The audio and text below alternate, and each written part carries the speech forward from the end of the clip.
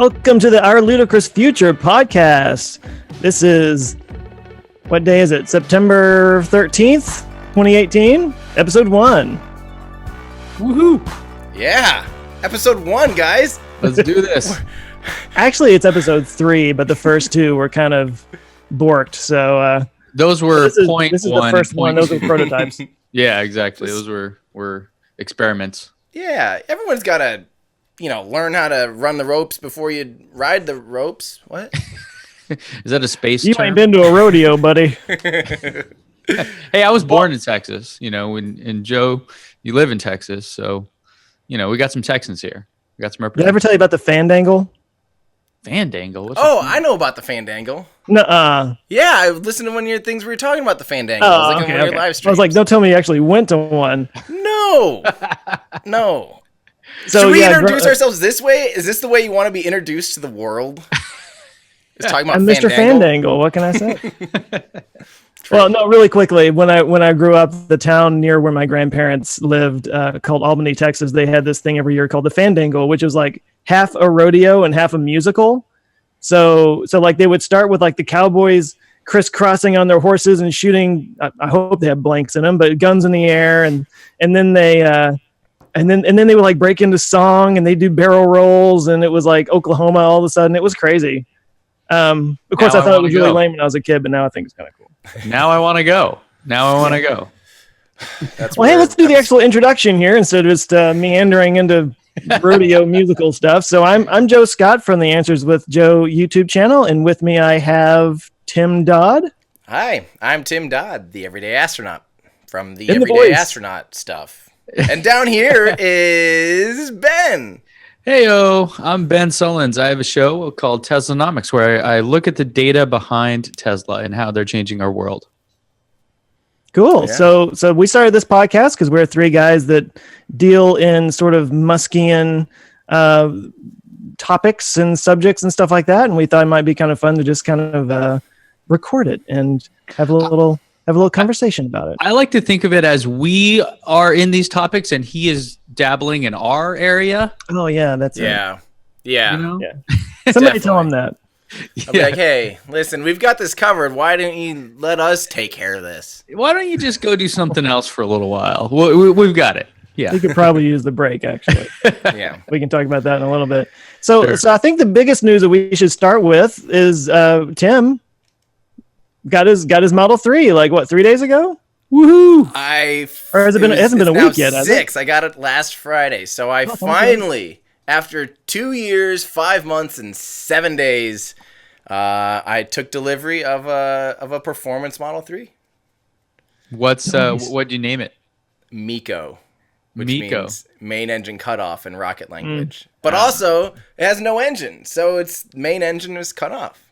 Ah, I see. No, I caught the Miko reference, but that's another level. You peeled the onion on me. Triple entendre on that one. I thought you were going to go Max Q, which would have been a good one. I was debating Max Q. I was thinking about just naming it Rocket. I was thinking about naming it Miko.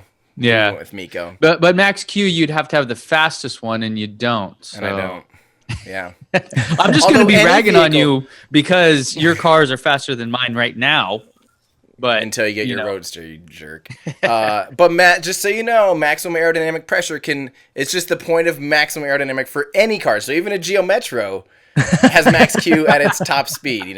That's its max Q. That is the point of its maximum aerodynamic pressure. It will never go down from there because it's, but that is its max Speaking of Geo Metros, Joe, how's your car doing? It's still a Volkswagen Jetta, actually. That's my Model 3 is a Jetta right now. That's amazing.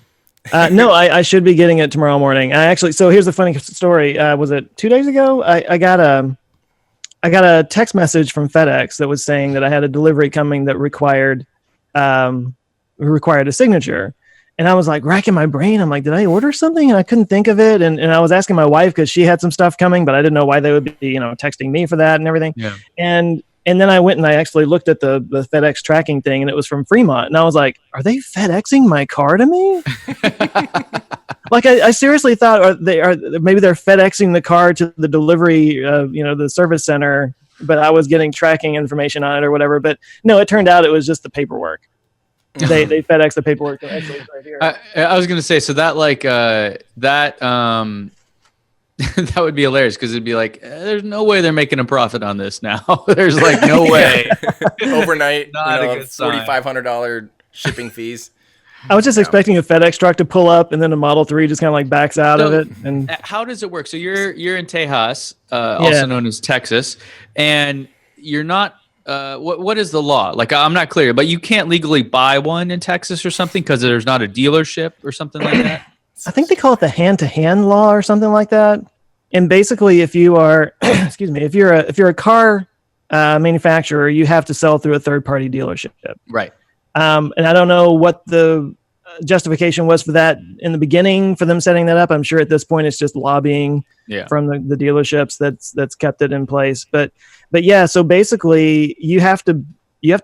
It's treated more like a person-to-person transaction. Like if I were to buy my neighbor's car or something like that, like I have to pay the entire amount before I can get the car. So I had to I had to get a loan. I mean, everybody has to get a loan, but I had to like send them the full check.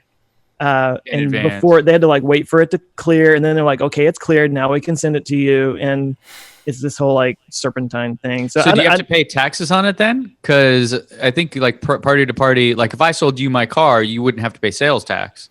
Yeah, you do. I'm sure in Iowa you do. Tax, yeah. You have to pay taxes even on a used car, which is weird. Yeah. They just keep taxing it every time it changes hands. But from a private party? Mm-hmm. Oh. When you register it, weird. yep, there's still sales tax. I don't think it's that way in California.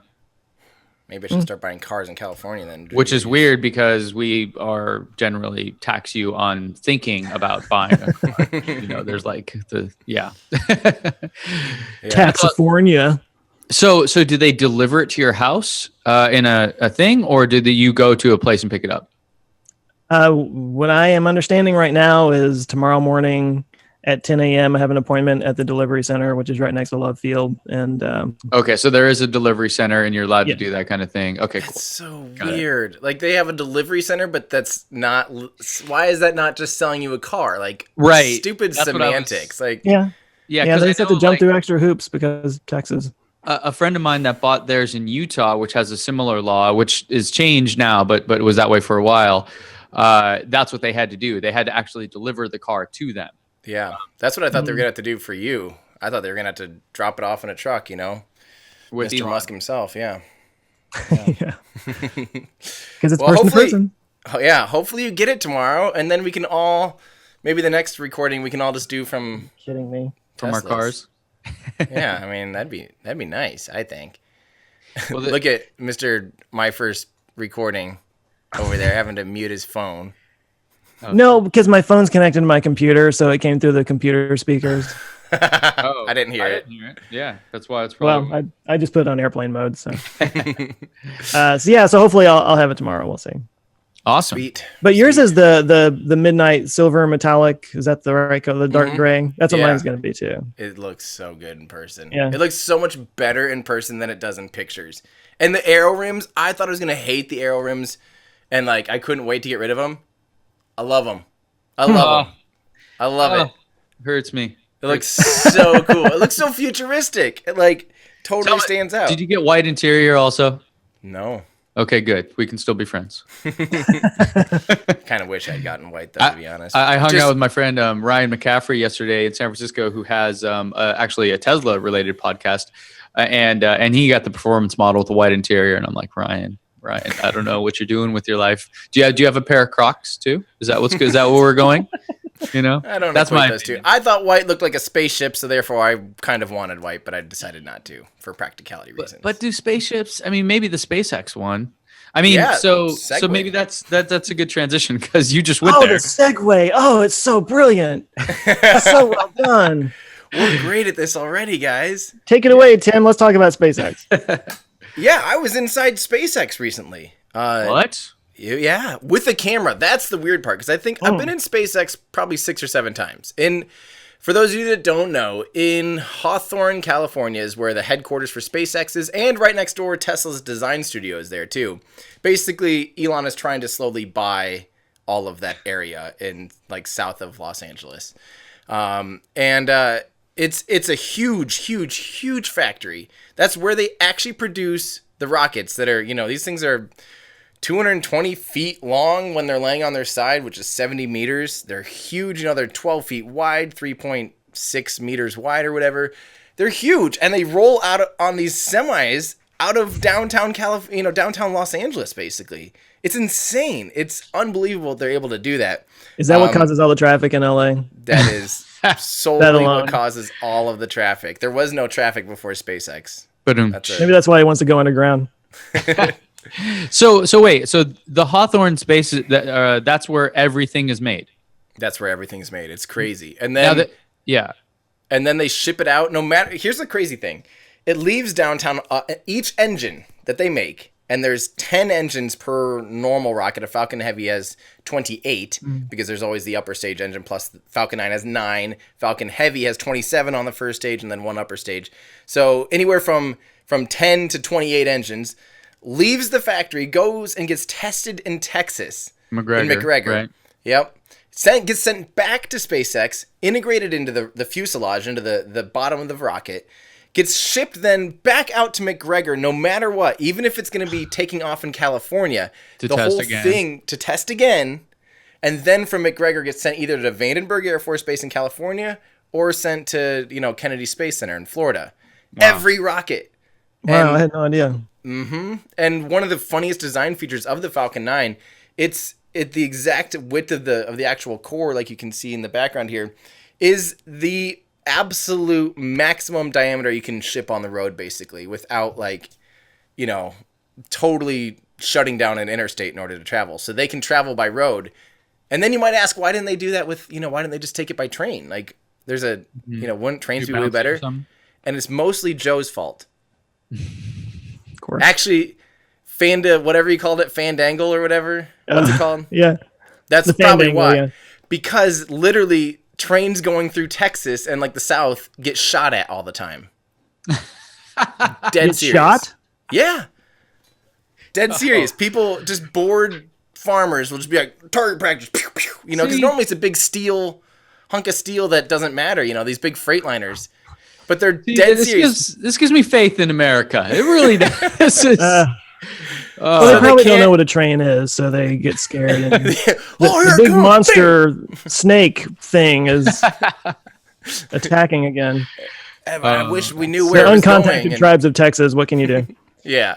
So that's why they ship it on the interstate. All this happens right there in Hawthorne, California, which is just the strangest thing. It's so backwards. Everyone thinks that's the dumbest thing ever, but it works. They're able to pull a lot of talent pool because the people can live in a fun, that's what I was gonna ask.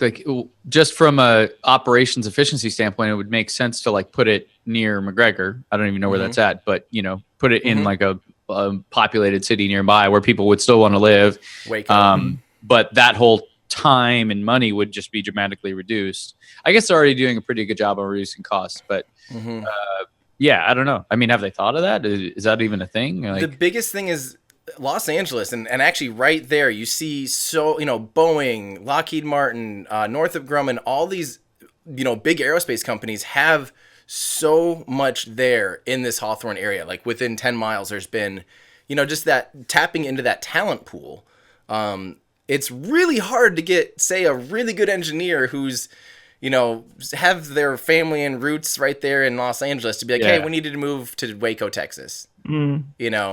Have they seen Fixer Upper though? That's what I want to know, because I will. They're the new recruitment tool. Yes. I want Chip and Joanna to come welcome me and design my house. And that is the biggest thing in Waco. No doubt. I mean, that's legit. People move to Waco because of them. Everyone left Waco because of the Branch Davidians or whatever.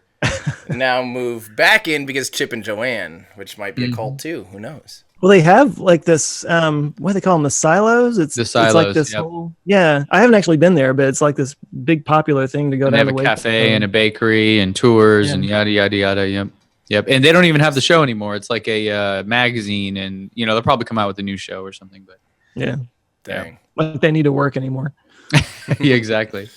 So that makes sense. The talent pool is so strong in LA, but. So McGregor's I don't know, 50 miles southwest of Waco or something like that. But no, like what you were just saying, like I always thought McGregor was just kind of like where they did their R&D, like that's where they tested out new stuff. I didn't realize that every single engine that gets made gets sent down there for testing twice. Yeah. And then again at the launch pad even. SpaceX still, once the vehicle's done, they still fired up one more time just to be safe. You know, but the thing is that's so different about SpaceX compared to traditional aerospace manufacturers is they believe that, you know, they're designing these things to be fired hundreds of times, you know, and these vehicles to be able to last up to 100 times. So for them, they're just making sure, you know, you're kicking the tires in a sense, making sure that the systems work out, you know, because just like a computer, you know, and lots of manufacturing, you'd want to test your computer before you ship it to a customer, you know, make sure it turns on, you know, and it's Unless not like, oh, hey, and it's not like, you know, we don't look at that as like, hey, you took 4 minutes of my lifeline of my computer away from me. Why'd you turn it on? Yeah. You know, but traditional aerospace companies, lots of times they're like, hey, these engines can only last like 12 minutes. So if we test them for 2, we're breaking into the potential lifespan, you know? Like when you get your car, it'll have 50, maybe 100 miles or something on it. And you're like, I'm glad that you took it on a track and did a real world brake test instead of the brake and roll test that other manufacturers do. Like, I'm happy you did that.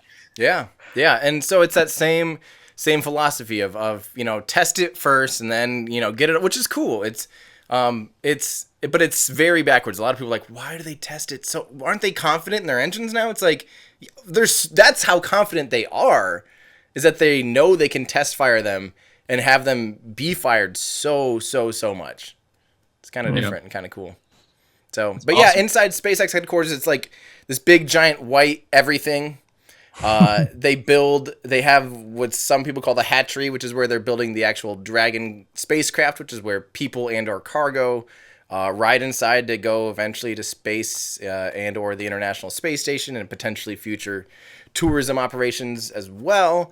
They produce the cores right there. They build the engines right there. The engineering is literally on the same floor as the factory. You know, the engineers are sitting there. And so how big is it? Do you know how big the space is? Thousands of square feet. I have no idea. It's huge. But it's this, the scale is interesting. Have you been to the Tesla factory? I have not. That's 5 million square feet. And SpaceX has to be. And that's big. Not big. That's yeah. Actually, no, I take it back. That is I believe, and they tell you this on the tour, which I've been on a dozen times. It's like the second largest building by volume in the world or something like that. The other one is like Gigafactory, right? A toy maker, or no, a flower shop in Mexico City, I think, is the only other one that's bigger. Something Boeing weird. And Boeing 747 thing up in Seattle is huge too. But you're talking about the Gigafactory, right? Not like the Fremont factory. No, the Fremont factory. The Gigafactory would be bigger when it's done, but it's not even close to being done. Fremont's that big? Are you? I think you're losing your marbles over there. No, and so no, go check it out. So you can just Google it. But there's also it was a NUMMI plant, which was a joint venture between GM and Toyota prior to Tesla buying it, and they bought it at $8 a square foot, and it cost them $40 million for the building, which in San Francisco is basically dirt cheap because they bought it, I think, in like 2009 or something. It's like an apartment there. So SpaceX is cool. We got to take cameras in there for like this press tour thing. It was really fun, and I got to get 2 videos out of it, which was very nice. And you weren't able to say like, hey, what's that building over there? That black building. Can I go in there with my camera? Which is of course, the Tesla design studio where like the Model Y is and things like that. It's like there's like specifically a security guard outside of it always. Yeah, like standing there because like you're not allowed to leave the door open. Yeah, you know, because those are public roads, so literally anybody could just stand there and wait. Did I ever tell you when I rented a Model 3, by the way, and charged there at the Fremont factory, which is right next, like right kind of inside SpaceX, like. It's in the middle of all that. There's a cool like charging facility there. That's the first supercharger. I drove in the gate, walked out, and then just sat and waited by the landed SpaceX rocket, the B1019 core, if you want to be pedantic, and just sat there hanging out on my phone, like looking at it for a while. And next thing you know, I walk back, when the charging was done and the gate was locked. Oh, to the space? Yeah. And I'm like, so I walk down to the next gate. That gate's locked too. I'm like, I'm locked out of my car. What's going on? And I ended to like call security, and they're like, "Oh yeah, just come down here. We'll let you in." But I'm like, that scared the crap out of me. I thought like I just was gonna sleep inside the Hyperloop tunnel that night. Well, and yeah, I mean that's where like it is what it is. Like sometimes it's like you'll see these spy shots of like the semi truck. And it's because they had to take it from like the airstrip right there over back into the design studio. So they had to drive it, a quarter of a mile. And during that time, somebody was sitting there at the supercharger like, oh shit, there it goes. Oh, yeah. It's surprisingly open. Like, I don't know why you wouldn't be like, we're just going to close this supercharger and just make this private property. Because right now this definitely causes problems just allowing the public in here. But maybe they like the leaks though. Yeah, no doubt. That's part of the strategy, I think. Keeps the interest up. Yeah. Yep. Well, if anybody has not seen Tim's video, you said you had 2 videos at SpaceX, right? Yeah. Well, the most recent one where you actually were climbing in the Dragon crew capsule and everything, that was super cool. So I would direct anybody listening to this to go check out his channel and watch those, because like that's super behind the scenes stuff that most people don't get, and I'm super jealous of you. It was really fun. I was very fortunate. Yeah. But as we were talking about Tesla, maybe it's time to kind of transition over to Ben and talk about all these cars that are going to put Tesla out of business. So, okay, here's where we're at. And this is insane to me. Last week, was it last week? I think it was just last week. Mercedes unveiled their Tesla killer, the EQC, which is an SUV. And it was the most... you definitely are going to fall asleep. If you ever have trouble sleeping, just watch their launch.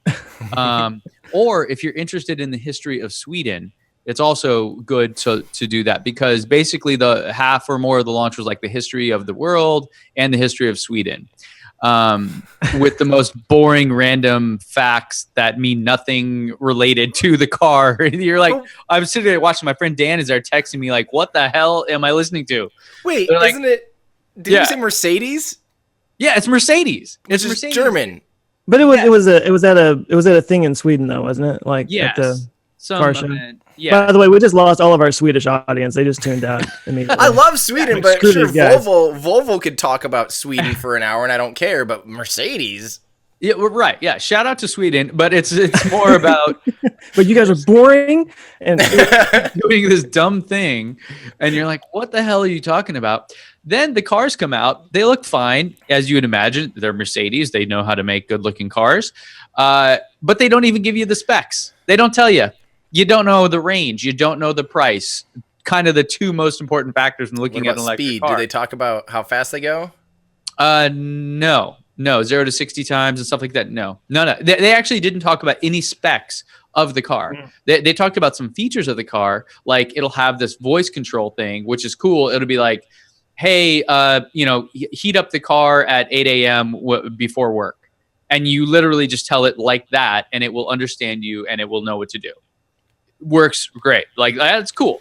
That's a software thing, though. Doesn't have anything to do with the car. So apparently prior to the launch, there were 6 hours of media interviews. And my friends there like sat through this, just like, racking themselves like, why are we here? And in that, they finally, the media were basically like, no, bro, you got to give us some specs here. I need something to report.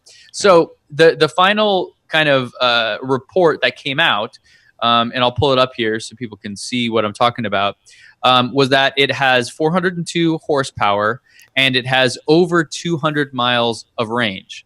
By the way, I'm not seeing that.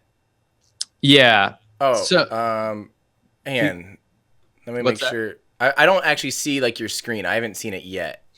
Oh, okay. I'm showing it on the thing. Are you seeing it, Joe? No, let me do this for you. There we go. Well, something happened. There we go. Cool. So here it is. This is what it looks like. Right? It looks fine. Right? I mean, it's a Mercedes SUV. Good. But here's kind of the specs of it. 402 horsepower, over 200 miles of range. And it'll come to the U.S. in 2020. Guys, in 2020, Tesla will be making a car that goes 600 miles on a charge. Yeah. I mean, what is like? So this baffles me, and so this was one that this was last week. I think today or yesterday maybe BMW is doing or did an unveiling as well of their Tesla killer. Same story, basically. A first gen, an older, like not gonna even compete with Tesla, and it'll be out in 2 to 3 years, maybe. And then you have Aston Martin, who came out with one yesterday. Aston Martin, same deal, like 200 miles of range, very slow, and it's also they're gonna make 150 of them total. That's it, something like that. And so I tweeted this out, but it's like, could you imagine at these companies, which are not, this isn't Honda and Toyota, going, how can we make a legit version of this that's cheaper, right? That fits our brand. This is Mercedes and BMW and Aston Martin. What is the logic? You stand up in the meeting and go, guys, let's make an inferior product that's not even close to what's already on the market. And we'll get it there in like 3 years, maybe, and we'll charge a premium price for it, and what we're going to market it as the Tesla killer, and we're going to do it today. How does anybody go, yes, great idea, guys, let's make a crap product that doesn't even compete with what's out today? It's just stupid. The whole notion of Tesla killers, there's nobody that's like, Jaguar is probably the legit closest thing. But the only real thing in the market, killer. Like, they need to stop saying killer. Like, maybe you're almost competing finally. Yeah, right. Right. There's actually, don't say killer until every metric is better, cheaper, further range, faster charging, available with a network of charging. Like, then you can say Tesla killer. Until then, it starts $5,000 cheaper for an inferior product. Yeah.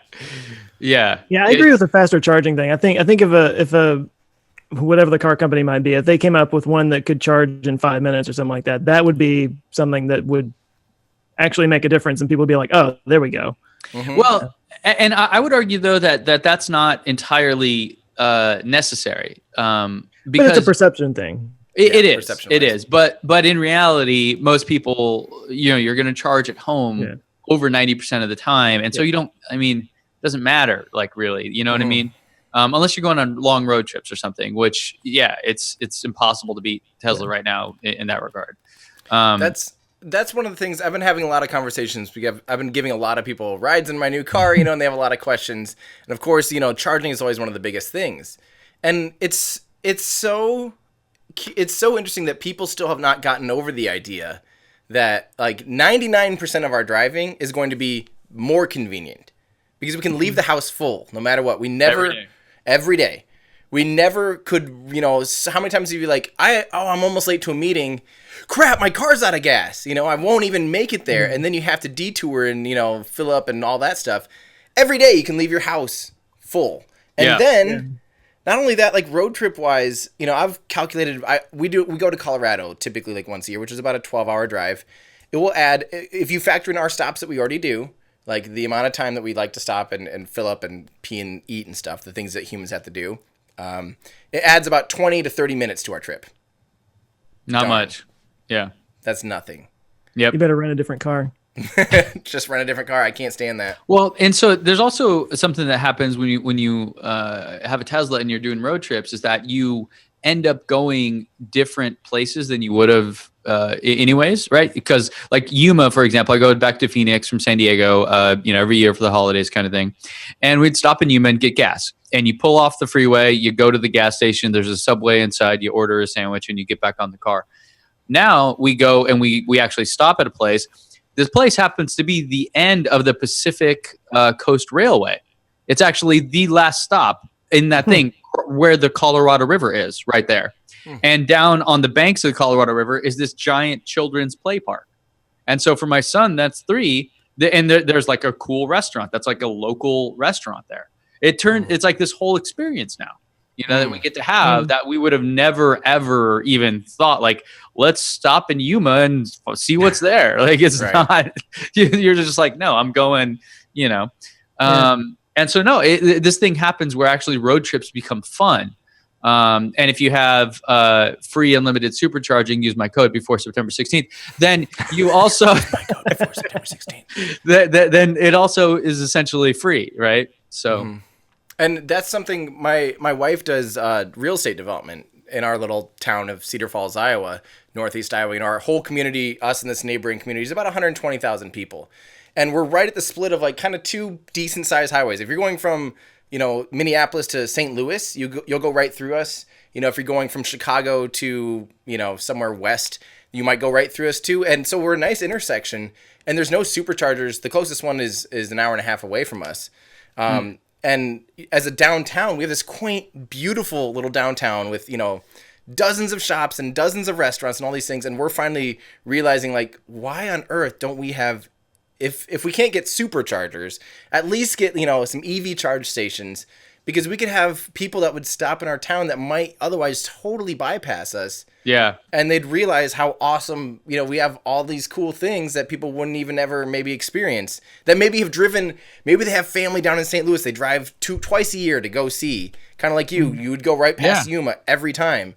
That now we're like, oh my gosh, we should have been stopping here for the past 12 years. What are we thinking? Yep. And give them an excuse to stop and have lunch quick, Is this Cedar Rapids or is that Cedar somewhere Falls. else?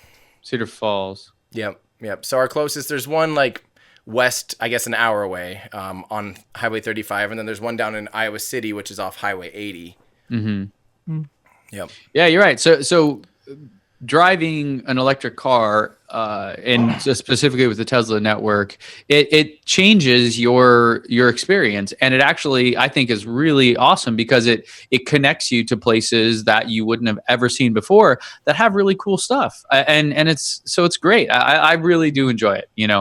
I really think that it's just so ingrained. I think this is the big perception shift that is going to have to happen, and it may be slowly, over the next 10 years or so. But I think we are just so trained, and it's so ingrained in our heads that, like, you go to a place and fill up your car, but with the electric cars, it's in your garage or it's at the whatever restaurant you're going to. It's just like wherever you happen to be parked, you can charge it whenever you're not using the car. Because this happened a couple weeks ago. I had to do something in the morning, but I knew that I was kind of running on fumes, and I had to go the night before to the gas station and fill up my car so that I wouldn't, have to do that in the morning anyway. But I was as I was filling up my car, and as I'm already kind of getting to that electric mindset, I suppose, I was kind of like, this is stupid. Yeah. This is such a bigger waste of time than anything, with the electric. So, but I think it's just, we just have to get people used to this idea of it's actually way more convenient because you're actually charging at your house or and wherever you're working or whatever. Perfectly clear about our potential fanboyism. This is not a Tesla thing. This is going to be right. Yeah. As we were talking about, every car manufacturer is currently working on cars. They might not be up to par, and definitely not quote unquote Tesla killers. At least in my opinion. But this is what all manufacturers see this. They see this writing on the wall, and they're all making big shifts. Mm-hmm. So it's going to be, I think in 3 to 5 years, you're going to have a hard time buying a gas car. I think that's a little soon, but I think we're close. Because in 3 to 5 years, it'd be a lot easier to buy an electric car, though, for sure. Yeah, but my point is, the reason I say that is because in 3 to 5 years, there still will not be very many good ones. Mm-hmm. There's still, besides Teslas and the Chevy Bolt, and and unless you're going to spend $100,000 on a Porsche Taycan or something awesome like that, then it won't be. Like Toyota and Honda need to do it. They need to be the ones that really bring it to the mass markets. Tesla will always be a premium product, even at $35,000. That's a lot of money for a lot of people. So I think that's where we're going. I think it'll get easier. You're right, but I don't think it'll be like. I don't know. I'm more skeptical on it, but we're getting there. My big thing, though, that I don't think a lot of people factor in is we haven't really seen the big, all of a sudden, China is going to just drop billions of electric cars in the U.S., I think. Cheap ones. Like, well, yeah. And so Neo just went public yesterday. Didn't do that well, actually, but they raised a ton of money. And so that's going. And Neo looks amazing. And now they're the ones that actually took Tesla's open source patents and basically hired a bunch of old Tesla engineers and said, let's do it. But we need to manufacture it. We have like 5 billion people that live in this country that we could just manufacture that tomorrow.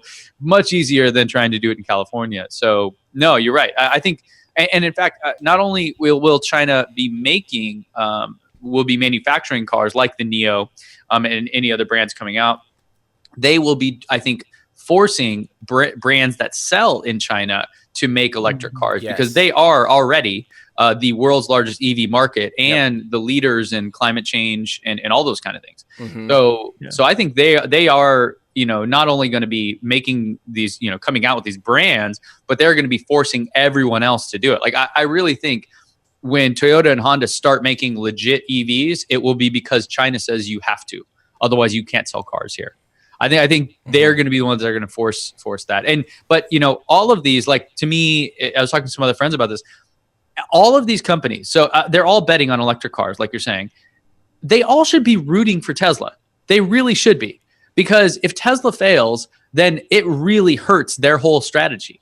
Now maybe they're not far enough along to where they could be like, oh yeah, sorry, we just had a cold. That was just an idea. Never mind that. Let's keep doing what we do.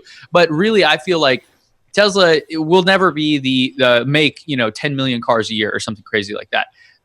But they will be the ones that are pushing the envelope in terms of like what is acceptable for a car and making other car companies get better. Expected. And so they're going to be the ones that I think really drive it. And so that's why I think all these other car companies should be supporting Tesla and be fans of them. Honestly, not being like Tesla killer, But hey, maybe that helps them anyways, right? Mercedes starts making electric cars, and then you look at the specs of it, and you go, this is a dumpster fire. Let me go over here and get this one instead. But now it switched you into that mindset of like, I want to buy an electric car. You go look at them and you realize Tesla makes them better than anyone else. So, well, everybody wants to take on the champ. Every phone was going to be an iPhone killer, and Bruce Lee apparently got challenged to fights all the time because everybody wanted to say they kicked Bruce Lee's ass. So Yeah, no, that's exactly right. Right, just being in the ring with Tesla is a win for a company that doesn't have any presence there now. Right. Yeah, I actually am very supportive of other. Like there are some Tesla fanboys that are like, anytime they hear about another car company doing electric, like the Chevy Bolt or whatever, they're always like, kind of talk very condescendingly about it or whatever. But I'm like, I think it's a good thing. I think that other car companies doing electric helps out Tesla because it changes the zeitgeist. It changes the perception, and the more EVs are on the road, the more charging infrastructure is going to be built, which makes it easier for everybody. It all spirals upwards. So while I agree with the whole Tesla killer term being a bit overused, I'm a fan of other companies getting into it. Absolutely, a rising tide lifts all sails, right? Yep. So the last Tesla killer I want to mention is this beauty here, which is Bugatti's first electric car. It goes 18 miles an hour for like a mile. But technically it's Bugatti's first electric car, and they are the holdouts on making electric cars. So I don't know if you guys know, but like the top 5 quickest cars in the world, 0 to 60 times in that are 4 of the 5 are all electric. Or I'm sorry, not all electric, but they all are electric in some way or another. With Bugatti being the only one of them that doesn't have some form of an electric motor or something like that. For our listeners who are not seeing this, it's a car made out of Legos. Yeah. The Bugatti is made out of Legos. It's a Bugatti. Right? Am I right about that? Yeah. Yep. Yeah. Yep. So I like how much engineering and time went into this when, like, guys, just make a electric car, or at least a hybrid car like the Ferrari and everyone else basically. I like how you have to get a legit like race car driver. This should have been a 4-year-old, Yes, it's like, yay. No, I actually like that. I like that. That's a good touch for this What? video to actually get a race car driver in there. I didn't know that the spoiler actually worked. That's a badass hilarious. spoiler. I didn't watch this whole video. This is funny. There it goes. Top speed. Well, and this track right here is where they do all their other Bugatti videos. So you can actually go like, it might be a fun exercise just to put like this one side by side with the other one. Just to see. He even has a V-Box, one of those accelerometer, Race Logic V-Box right there. That is funny. I like how the rearview mirror is like bouncing around. Yeah, this whole thing is about to fall apart. I can't tell if this is good marketing for them or the worst marketing for them. Like, in a sense, this is almost like, guys, you just made it like very apparent how far behind you are in electric vehicles. Well, and the irony of it is that Lego, they're actually scaling back on marketing because they can't keep up with demand. Because they're so insanely popular all over the world. They're just like, no, we're not going to market anymore. Like, we're going to take a year off. It's not, like, it'll be fine. Like, people will be going and buying Legos. It's not going to change. It's crazy. So that's funny. I don't know why. One last Tesla thing here before we move on. I just wanted to share this story. So there's a lot of talk around the Scott household right now about the new car that's on the way, the baby, the stork that's visiting with a Tesla. But I guess my wife was talking to her mom about it and said something about Joe's getting this Tesla, blah, blah, blah. And she said her mom was like, I heard they're going out of business. Oh, yeah. I heard they're going bankrupt. Yeah. That's still out and there, I was like, yeah.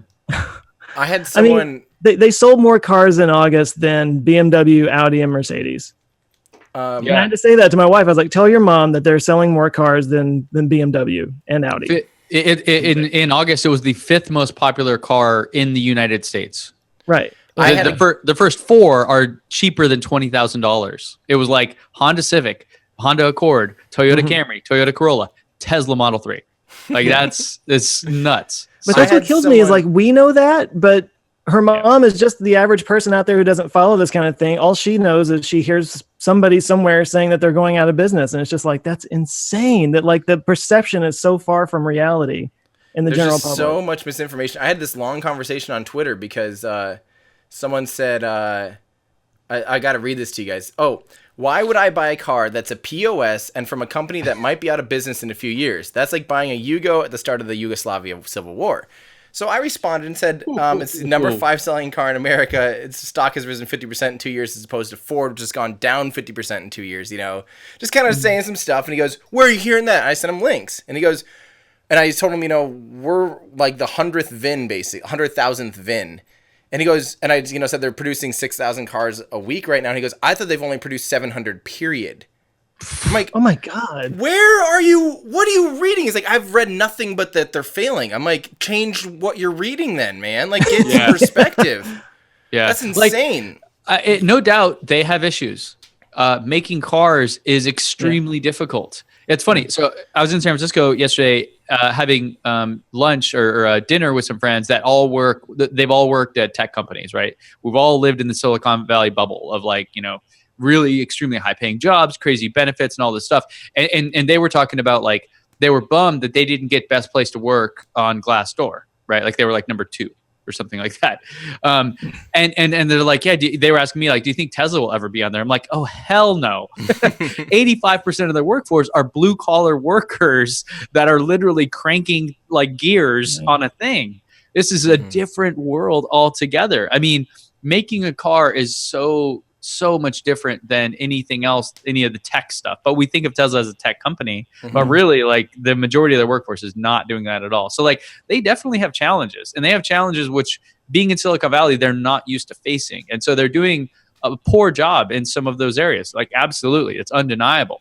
But when you look at the overall stuff, they are crushing it as a company. And yeah, it's one of those things like it's perception and, this is why I feel the best thing for them to do right now is just to get more cars in people's hands. Because when you see one going down the road in Cedar Falls, Iowa, it makes you stop and think differently about that. Like, shit, like, why is one of those? Because, if you come to California, they're all over the place, but that's what you'd expect, right? But when you're in smaller towns, in places that you wouldn't expect it, I think is when it's going to open people's eyes. So, like, the proof is in kind of the pudding there. Like when people really start to see them and they start to see like it's a normal car, you know, and they're actually being made. Yeah, like it'll be like, oh shit. So maybe that's really one of the 700 that got made. That's amazing. Yeah, that's what I said. I go, why do you? If they've made 700, how would I have one? Like I've seen 700 in Los Angeles. You know, like in one day. Like they're everywhere, and I'm just like, I can't believe that. And I have to say about I think Tesla's sales are going to all of a sudden go even more like this because the people that ride in the car, they can't believe, they're like, why aren't all cars this way? You have this like click. I already have 2 friends ordering a Tesla now this week because they couldn't believe like your car can do this. Like, why don't all cars do this? You know, all these it's every little thing. And the fact that it's evolving too, you know, it's a smart piece of technology instead of something you buy and is forever in that, you know, like in that stone. You know, if you buy a 2018 Honda Civic with a decent autopilot assist or like, you know, cruise control, lane keep assist, the next year we'll probably have a better version of that, but your 2018 will never improve. Yep. And this is the opposite. Like, it might not actually be as good as some other systems. Give it a month. Give it 2, 3, 4, 5 months, and all of a sudden... Well, the Consumer Reports braking thing, it was the exact same thing where it was like, they gave it a do not buy rating or do not recommend rating or something.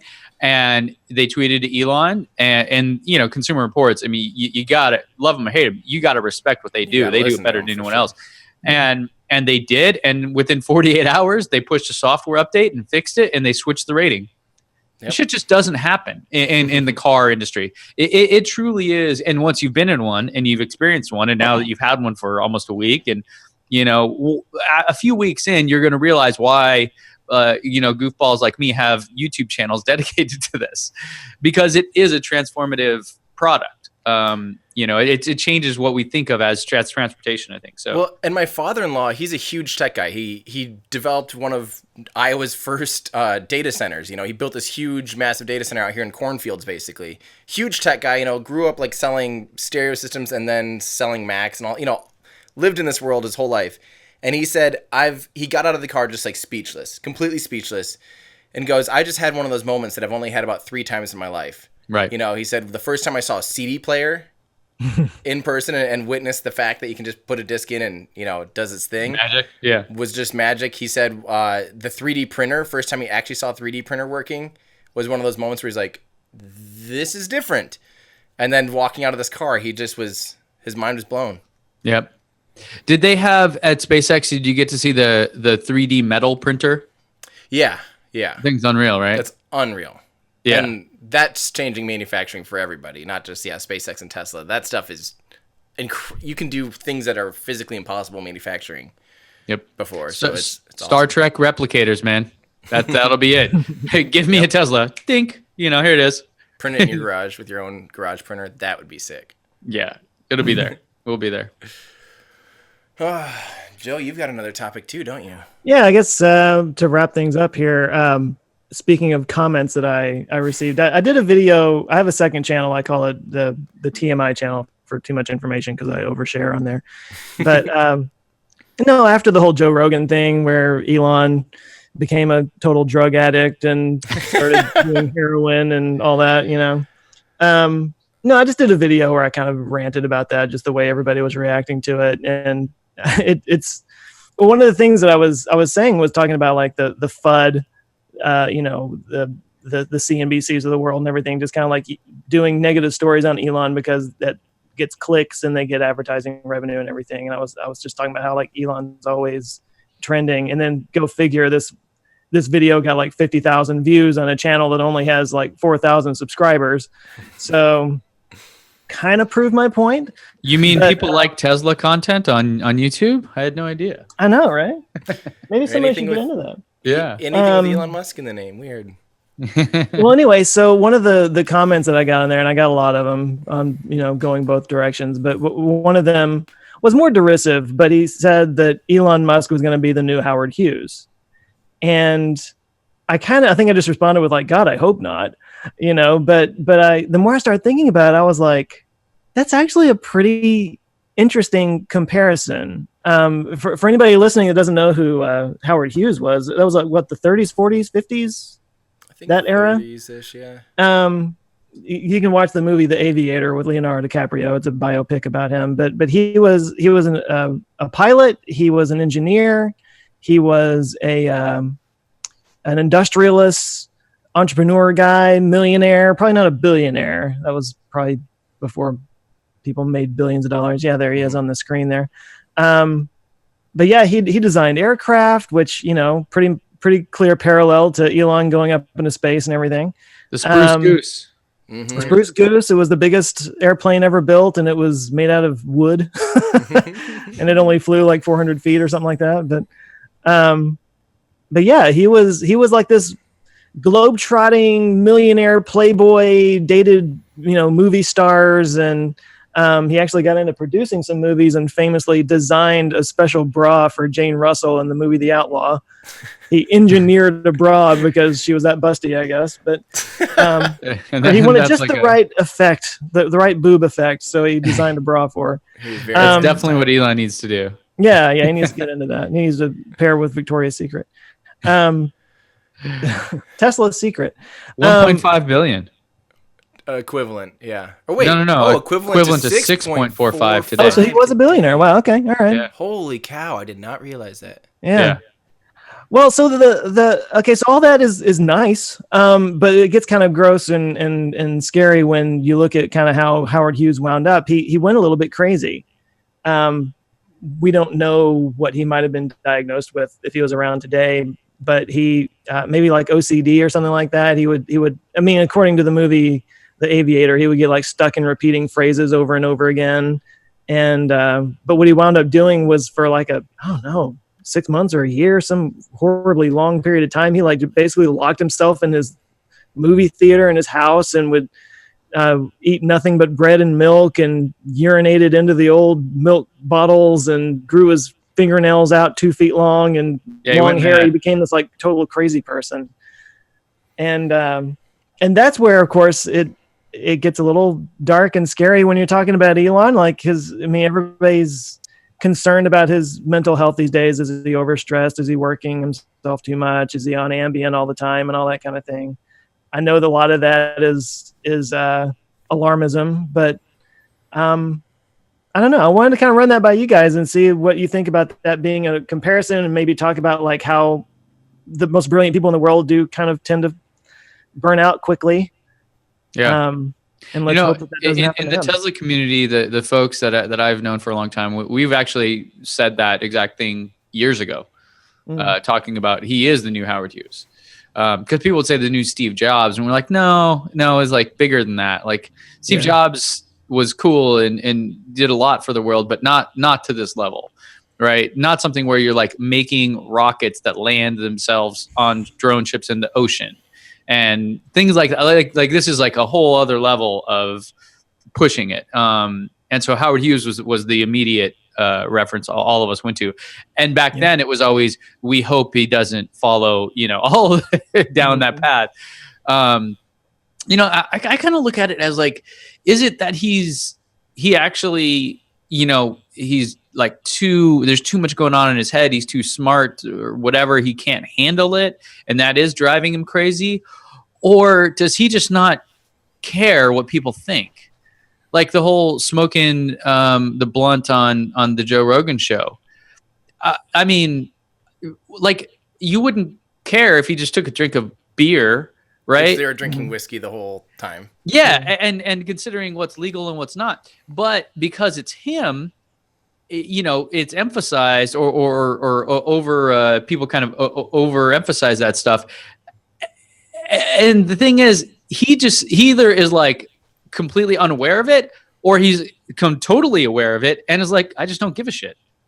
Like whatever, guys. Because to him, as that podcast really he highlighted, and it's funny because I think this way sometimes too. So guys like us, but all these issues we have, like your stock price going down, is such a terrestrial, like mundane, boring kind of detail when you're operating at his level, right? Like when you And think he's about the thinking things, 10, 20 years in the future. He's not thinking this quarter. or he's thinking like existential threats about humanity and stuff like that. So it's like your stock price is like, what? Who even cares about this dumb shit? But then at the same time, you have that as a human that does live in this world, you have to think, does that actually mean that you shouldn't be CEO? Right? I think that's a legit conversation or thing to think about. Because obviously he is the visionary that drives these things, and Tesla and SpaceX, no one would have ever done what they've been able to do without him, being that kind of, how he is. But if those things like your stock price dropping are so unimportant to him, but insanely important to like the people that work there and the millions of people that are invested in this, you might want to have someone that does care about that stuff, right? In That's that a fair role, point. So get a COO. I don't think they Yeah. even have a chief operating officer, which typically is the person that handles that, right? The CEO is like the visionary face of the company. That blew my mind, actually. Yeah, like COO is the one that like runs the company. So that to me is like maybe what they should do. Even if you don't want to remove him as CEO, get someone who does care about these things, and then that can talk to Elon one-on-one and be like, dude, I know you don't give a shit. I know, like, to you, you're this billionaire. You've been a billionaire for a long time, and your life is wild compared to everyone else's life. But to help with all this mission and all of these people that depend on this, you need to not do some of these things. They need a Tesla in particular needs Gwen Shotwell. Yes, because Gwen Shotwell literally, SpaceX would not be what they are without Gwen Shotwell. Yeah. She doesn't get nearly enough. Not nearly enough. She's a bigger, in my opinion, like she's the cooler, one. If you want SpaceX to do well, it's because of Well, at least financially, and the business of SpaceX is all Shotwell. Elon, engineering wise, maybe, and like pushing the boundaries of what's technically possible in the aerospace industry. Yeah, I think we can give Elon that credit because that's what he's driving to do. But as far as the running of a business, that's all Gwen Shotwell. Yep, and SpaceX is a great success in that regard. Yeah, I think for me, something all three of us can probably relate to this. Being infiltrated with comments on YouTube, Twitter, Instagram, whatever it may be, you can read 100. This is great. This is great. This is great. This is great. And there's the one faceless comment that's like, either correcting something silly that you knew you made a mistake on, and they're like, this video sucks or whatever. Like, that's the stuff that you think about. And like, you wake up in the morning boiling to like, I'm going to respond and say, I can't believe you thought, I'm telling you that this is the truth. I did 4 hours of research on, that's the stuff that drives you crazy. I've learned, and my wife has had to be, slap me across the face occasionally, like, stop. It does not matter. This is probably some 12-year-old kid that doesn't know anything. And and the ones that cut deep are the ones that have a little bit of truth, though. Yeah. Right? Like if someone's like, you're ugly and stupid, it's like, well, yeah, whatever, dude. I've known that my whole life. Like, just shut up. I don't care.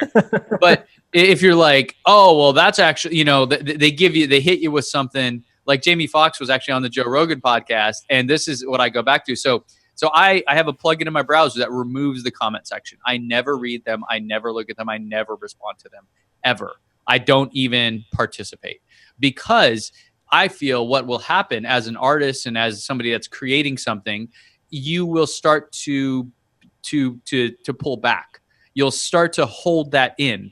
And I think that specialness, that is what you create, is what people actually want. And he was saying, he that's his philosophy. And he said read a comment one time though that was like, damn donkey, what are you doing up there talking like that? With those big old teeth. And then he's like, shit, next time I was on show, you're kind of like doing this thing, which is lit.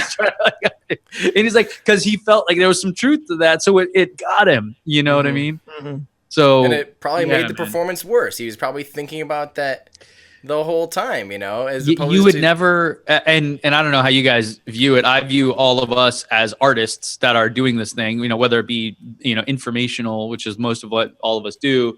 it's still creating something of art that I feel we're sharing. And so that to me only works if you are open to to express all your creativity. And the minute you start getting into the comments and people start getting into your head, it just starts to take that back. So that's why I just completely abstain. I mean, I do have ways to engage with people outside of YouTube comments because it's I don't know about you, but like something like 80% of the views I get on YouTube are not from subscribers. So they're people that are just passersby that don't give a shit about, what I'm doing or the idea behind it and all that. So, yeah. So I think Elon needs that as well. But then he needs one big critic in his ear, like, hey, maybe don't go smoke weed on public TV. We don't give a shit if you smoke weed, but just maybe not, publicly like that. I think what he needs is a really over understanding and super with it, like communications director, someone that can let the cool, fun ridiculousness fly out of his mouth when it does, because that's the part of the hype train of what he does. He'll say something like, yeah, we're just going to bore a tunnel and blah, blah, blah, or we're going to sell flamethrowers, that kind of stuff, the off-the-cuff stuff that people nerd out about. Yep. But then he still needs someone just at the very end of the day to be like, oh, not the pedophile thing. Don't say that. Stop. Yeah. Don't email that to a news agency, not getting their agreement that it's off the record. Well, if nothing else, if they had a COO, then at least he could, be the crazy entrepreneur, billionaire, genius guy and do the crazy stuff. But there's always this sort of like, there's somebody else that's kind of running the show. So he's not the one down on the floor, mucking things up or whatever. But didn't they just promote some guy to like head of automotive division or something like that? Isn't he sort of like a functioning COO of sorts? Jerome. I forget his name now. I remember hearing it was kind of a big deal. Yeah, Jerome something. He was the one that brought the tent idea. Oh, okay. He was, I think he created or was in charge of designing the Model 3 assembly line. But still, that's automotive. That's not like corporate stuff, right? Oh, okay. So yeah, he's not going to like be a stand-in for Elon, which is kind of what they need. And this goes back to the conversation I was having with some of my friends yesterday. There are a few people that have done this and been able to navigate it well, and all of us we're all ex-Facebookers. We actually believe Zuck has been one of the few that 5-6 years ago when he was a 20-year-old kid, you did not want him up there talking about stuff publicly because he did not know what the hell he's doing. But now he gets up there and you go, damn, this guy is smart. He knows what he's talking about. He can do it in a professional way. Like, you have confidence in him. He wears a suit. You're like, dang. Like, we need that. He's a robot. Huh? He is a robot. He just got reprogrammed. Don't forget that. Hey, whatever the case may be. His autopilot got updated. And I think the reason Zuck, in my and in a lot of people's eyes, has done so well is because he surrounded himself with an incredible team. Like Shrep and Sheryl Sandberg and people like that are just some of the brightest, best leaders we've ever seen in the corporate world. And Elon doesn't. I mean, he has Deepak and JB, but neither of those guys. I mean, Deepak is maybe great, but JB, he's a technical guy, right? He like the old photos of JB wiring together the first battery packs for Teslas. Like that's his. He's like in Elon's space. Right. And Franz, of course, brilliant designer, but not necessarily like a corporate leader. Yeah. Right. I think Elon needs a Sheryl Sandberg. Right. He needs someone that is like far better at this than he is, that can help him become, because he'll always be with Tesla, regardless if he's, part of the company or not. But he needs to evolve in that regard. And he probably, again, with his mindset, thinks of those things as practically meaningless. So I think he needs someone that is a true pro to show him how important that shit is and how to actually kind of grow up, which sounds weird. I mean, Elon's like approaching 50 or something, right? And as made and sold several billion-dollar companies at this point, but it doesn't, he still, I think, has a lot of room to grow in that regard. And so that would be my advice. Like, hire a good team and then have them teach you how to be better at this. I saw an interview with Gwen Shotwell, and she was talking about how basically her job is translating Elon's wishes into actionable stuff, and basically being that buffer. And I agree. They definitely need something like that at Tesla. I think long term, kind of giving him that buffer will prevent a burnout that would, that would keep him from doing even greater, cooler things, going forward in the future. So I agree with all that. Well, we've gone on for a while, guys. What was that? So we've gone on for a while. It's like a hour, 20 minutes, something like that, maybe. I mean, you got to start it off right. The actual podcast, don't worry, we're at hour 6. I think that's okay. We're not totally. Hopefully, that's not absurd. I think though, just maybe to wrap this up, I do think he needs to take some vacation. I think Tesla this year broke him. Yeah. I think 2016 SpaceX broke him when they had the second failure and basically within a year time. I think then just that's 3 years in a row now basically of pretty heavy hitting, like not failures but just hard things and lots of critics. That's where just critics are just going to go nuts. And I think he needs to finish this year, take a deep breath, and take some time off. Go do some crazy stuff that doesn't include Ambien. Well, it's and the irony of that whole thing is like right now, this exact moment, or wherever he's at, if he decided to, he could literally pick up the phone, have his plane ready, and fly to an island that he had another person on that works for him buy it on his way there, and have a team of people prepared and making a beautiful vacation for him. He literally could decide to do that at any moment, and within hours would be doing it. Yeah. Right? Like he has that many resources and that many people. So just do it, man. Like what? Like why not? Yeah. Be a billionaire for a little while. Right? Yeah. Go enjoy some of that. Or set that up for me at least. Come on. Yeah. Let someone enjoy it. At least give Joe his damn car. So we can stop hearing about it. I think 2019 might be the year where we actually get some Elon being a free person instead of a slave to himself. Model Y coming. There's always something. So hopefully that's why I kind of feel like they should just coast for 6 months or 12 months. Not make anything. Just let the Model 3 do its thing and sell and rake in some money, and then they need to launch the Falcon Heavy again because I need to go see it. So that's the only selfishness I have here. I'm still telling you. I think I told you don't bet on it by the end of the year. I'm still in that boat. Oh yeah, I mean no, it's not happening right now. I think it'll be 2019. Yep. That'd be awesome. Maybe we should cover that on our next episode. Ooh. So because this is the first episode, we have no idea how to wrap these things up. I had a little piece of music and a little thing I was going to read on the way out. Tim, do you have the one with the voice on it or without the voice? I have without voice. Do you want the voice, or do you want to just should we do like a where to find us thing?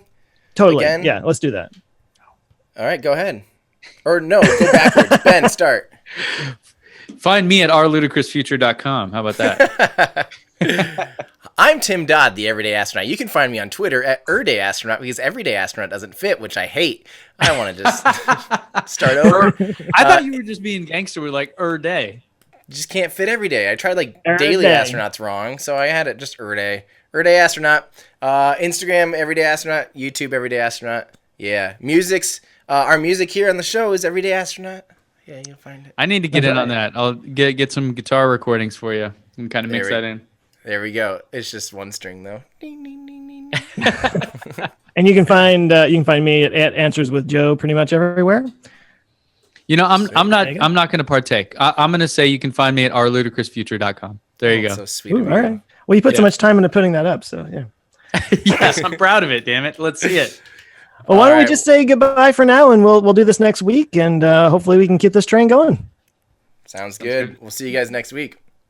Cue that beautiful outro.